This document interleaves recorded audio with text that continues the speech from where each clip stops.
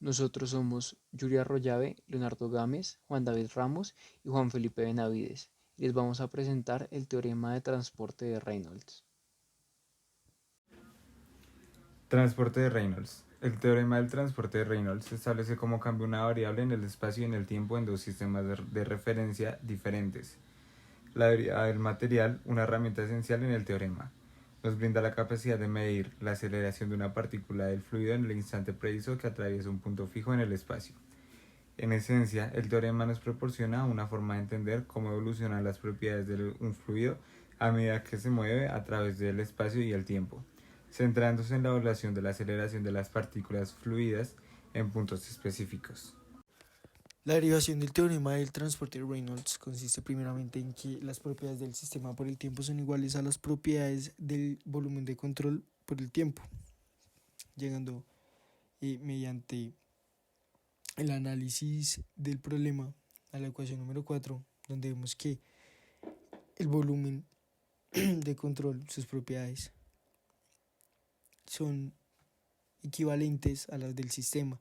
Su derivada da como si en sí su mismo significado, llegando así pues a que el límite de la derivada del tiempo tiende a cero, nos da como resultado la derivada de la integral de la densidad por las propiedades no dependientes de la masa del volumen sobre la derivada del tiempo. Podemos también evidenciar que las propiedades realmente son la densidad, el área, el volumen, su temperatura, pues eso es lo que realmente se refieren sus propiedades, como lo podemos ver en las ecuaciones 6, 7 y 8. De igual forma en la 10, la cual es el resultado de la derivada, nos damos cuenta que la derivada del sistema sobre el tiempo es igual a la derivada de sus propiedades del volumen de control sobre el tiempo más las propiedades, como el conjunto de propiedades que salen menos las que entran. Y acá pues lo mismo, la densidad, el área, el volumen, lo cual pues nos da ese resultado. Hablaremos ahora de la entrada a través de una porción típica de la superficie de control. Primeramente, al integrar sobre la porción de flujo de la salida de la superficie de control, se obtiene que la primera ecuación, la cual dice que B de salida es igual a la integral del sistema de control de salida sobre la derivada de la B de salida, dándonos así como resultado la integral de la densidad por las propiedades no dependientes de la masa por el volumen, el coseno de teta de dA. La cantidad de v coseno de teta es la componente de la velocidad normal al elemento del área. Esto dándonos la definición del producto escalar, como se puede escribir, que es v por n. Por lo tanto, una forma alternativa de la tasa de la salida es que v de salida es igual a la integral de la densidad por las propiedades por v por n de dA. Siendo algo similar, pues podemos ver la otra ecuación, la cual nos dice que v de entrada es la integral menos la integral de la salida. Por último, en esta siguiente diapositiva podemos ver la posible velocidad en la porción de la superficie de control, siendo pues en la entrada a través de la porción típica de la superficie de control.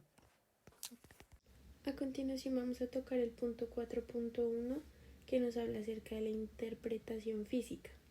En el teorema del transporte de Reynolds es una herramienta valiosa en la mecánica de fluidos y en otras disciplinas. Aunque inicialmente puede parecer una expresión matemática compleja, su interpretación física revela que es una herramienta bastante simple y fácil de utilizar. Su propósito fundamental es establecer una conexión entre los conceptos de volumen de control y sistema. En la ecuación el lado izquierdo representa la tasa de cambio temporal de un parámetro extensivo arbitrario del sistema como masa, momento, energía o momento angular, dependiendo de la elección de dicho parámetro.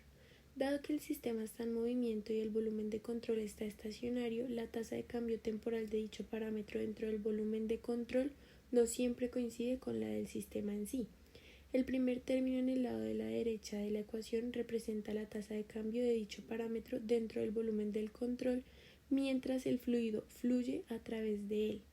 Aquí B minúscula es la cantidad de dicho parámetro por unidad de masa. La derivada temporal de la integral de densidad por B, que como mencioné anteriormente es la cantidad de dicho parámetro por unidad de masa, en todo el volumen de control refleja la tasa de cambio temporal de dicho parámetro dentro del volumen de control en un momento específico. El último término de la ecuación, una integral sobre la superficie de control, representa el flujo neto del parámetro en toda la superficie de control. En resumen, el teorema proporciona un marco para entender cómo cambian en el tiempo-espacio los parámetros extensivos en un sistema en movimiento y cómo estos cambios se relacionan con un volumen de control estacionario. Derivada material. Exploramos la derivada material, que es fundamental en la mecánica de fluidos. Esta derivada proporciona la tasa de cambio en el tiempo de propiedades del fluido, como temperatura o velocidad, asociadas con las partículas específicas a medida que fluyen. Esta tasa de cambio puede deberse a efectos inestables o al movimiento de las partículas. Al examinar la ecuación 4.19, vemos que el teorema del transporte de Reynolds comparte una interpretación similar. El término que implica la derivada temporal de la integral sobre el volumen de control refleja efectos inestables relacionados con cambios en el tiempo de los valores del parámetro dentro del volumen. En situación del flujo constante, este efecto desaparecerá, ya que el fluido fluye a través del volumen, pero la cantidad de cualquier propiedad B dentro del volumen de control permanece constante. El término que involucra la integral sobre la superficie de control representa efectos convectivos asociados con el flujo del sistema a través de una superficie fija. La suma de estos efectos proporciona la tasa de cambio del parámetro B del sistema en su conjunto. Esta interpretación concuerda con la derivada material, donde la suma del efecto inestable y el efecto convectivo da la tasa de cambio para una partícula fluida. Tanto la derivada del material como la ecuación del teorema del transporte de Reynolds permite transferencia entre el punto de vista lagrangiano, seguir partículas o un sistema, y el punto de vista euleriano, observar el fluido en un lugar específico o analizar lo que sucede en el volumen de control. La derivada del material es esencialmente el equivalente infinitesimal del teorema del transporte de Reynolds del tamaño finito. Efecto steady o estable.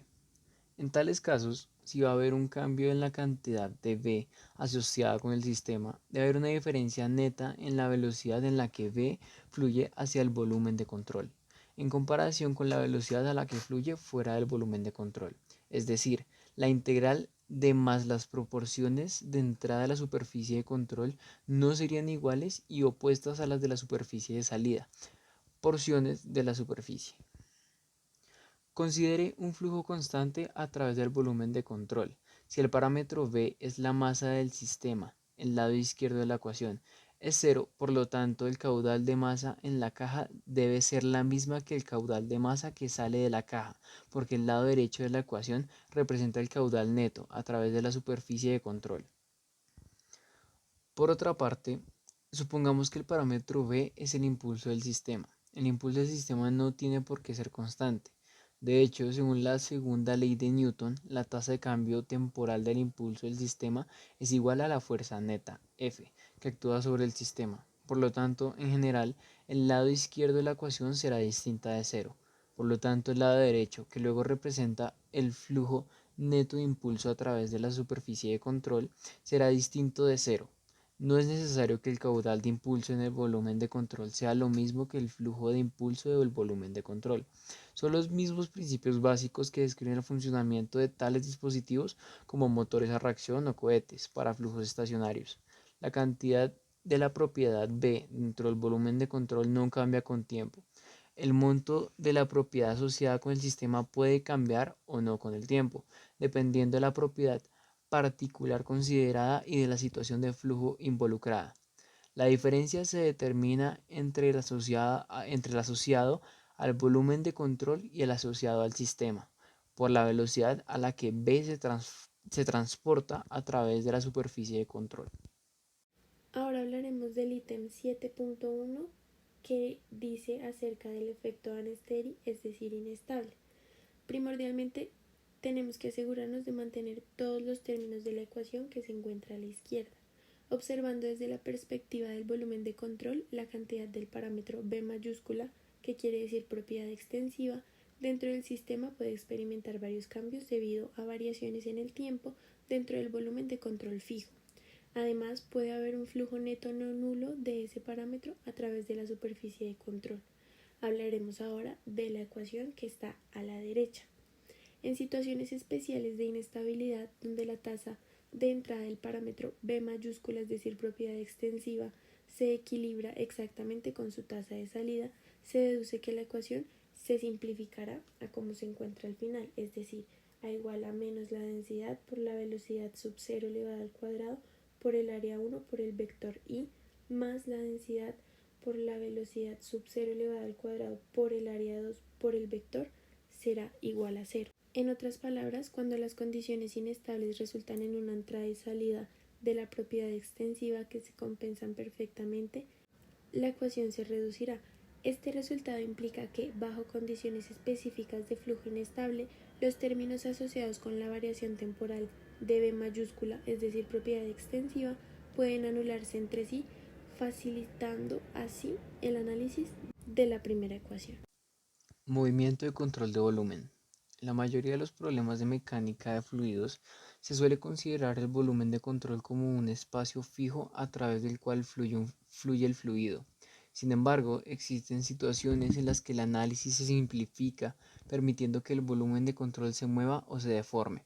La situación más general implica un volumen de control que se mueve, acelera y cambia de forma, lo que puede complicar la modelización. Para abordar problemas específicos de manera más sencilla, a menudo se recurre a un método de volumen de control que se mueve con una velocidad constante. Un ejemplo se presenta cuando un flujo de agua choca contra una paleta en movimiento con velocidad constante. En tales casos, puede resultar beneficioso utilizar un volumen de control móvil. Para estos volúmenes de control móviles se aplica el teorema de transporte de Reynolds. En el contexto de un volumen de control móvil, su forma, tamaño y orientación no cambian con el tiempo, simplemente se traslada con una velocidad constante.